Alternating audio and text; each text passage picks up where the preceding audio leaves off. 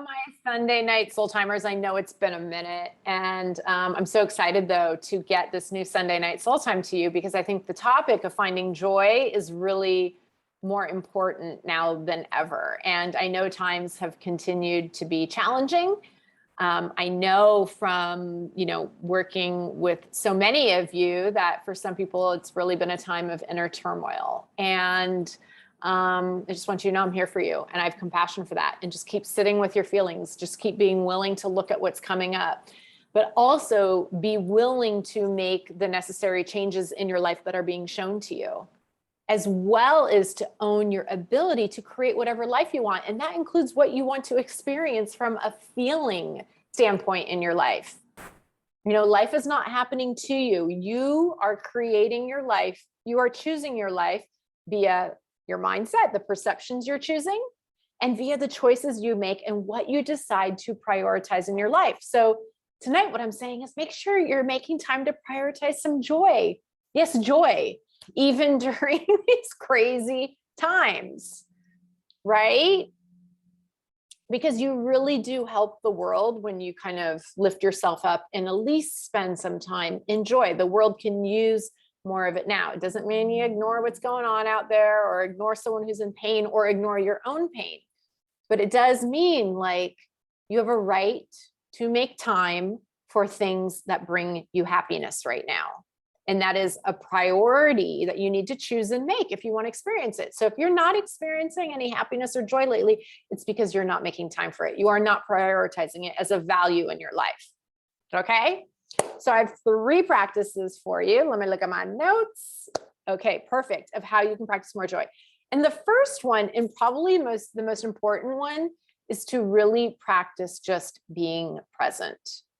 Focus on what you're doing when you're doing it. Like, be here now, because what happens is when you're present, you notice the really small, special things that are innately filled with joy. So sitting down for that incredible, meal for dinner, or, your coffee in the morning, something like that, and just smelling it and just like letting yourself feel present and happy with everything that's right in front of you and in that moment.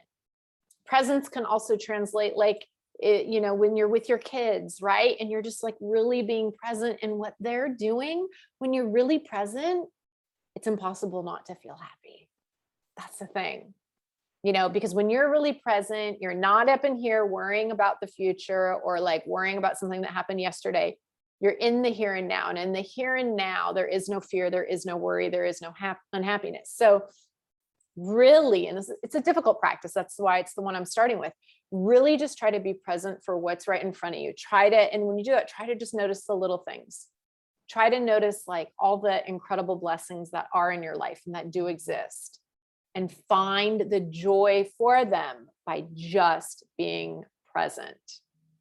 The second thing is to make a list of the things that do bring you happiness and joy, especially like the activities. And I would even really suggest, if you're really struggling or, just like finding that bliss, like, things that used to make you happy when you're a kid or whatever, and you could incorporate some play, but make a list of things that make you happy and then prioritize making time for them. So like if you love going to the movies, if you love, I don't know, going shopping, like with girlfriends or whatever, or if you love just sitting and reading a really good book, whatever it is, get clear, right? Clarity is key. What is it that actually makes you happy? Do you even know that? Okay. Make a list, take time to do that in name of seeking to better understand yourself, and be clear on the things that make you happy. If you just love like driving, listening to music, that's one of mine, but make a list of all the things that you get happiness from. And then sit with those things and you're like, yeah, they make me happy, but they don't make me feel like giddy joyful. Then I would really recommend like getting in touch with, some things you can do that feel like play, that would be fun. And it's probably, stuff that you love to do when you're a kid, or more kind of inner child stuff, and do that. And then you make the list and then make some time for it. You want to feel more happiness and joy, you got to make time for the things that give you joy and happiness. kind of straightforward, but we just don't do it. And start off small, right? If you're like, oh my God, I love all these things, but I have no time, then pick the thing where it's like, God, can I commit to finding an hour to do that in the next month? And start there. Start with setting really achievable goals. And I promise you, once you get in and you see how revitalizing it is to make time for joy in your life, all of a sudden you're going to start finding more time. That's just how it works. Okay, so that's practice number 2. So 1 is being present, working on your presence. Number 2 is making a list of what makes you happy and then making time for those things. And the third and final one is random acts of kindness. So there's tons of research on this. I don't have to tell you this, but when we are actually like kind to others, or really like just take time to really be nice to someone, it doesn't even have to be a random act of kindness. It could just be like taking time to be nice to a stranger. It makes us feel good because we are human beings, and it makes us like, this is one of the easiest ways to just find joy and happy. Go be nice to someone, right? I've had this happen a couple of times. Well, I go, it actually happened pretty recently. I go hiking at, state parks by here a lot.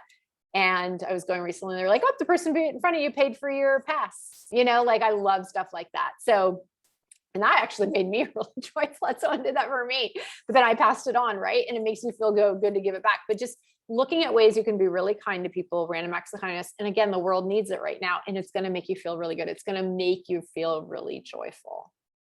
So that's it. Those are the 3 practices. Focus on being present, make your happiness list, and then prioritize it. And then 3, some kindness. Up the kindness will make you feel really good. So that's all I've got. I sent around the email about this year's Women's Purpose Retreat. If you would like to attend, it's the 2nd week in November. Reach out to me. It is an invitation-only event, but I'd love to share with you more information and an invite to go. So I hope you have an incredible week ahead. It's so good to see you all for another Sunday night soul time. And if there's anything I can do for you, just let me know. Okay, bye for now.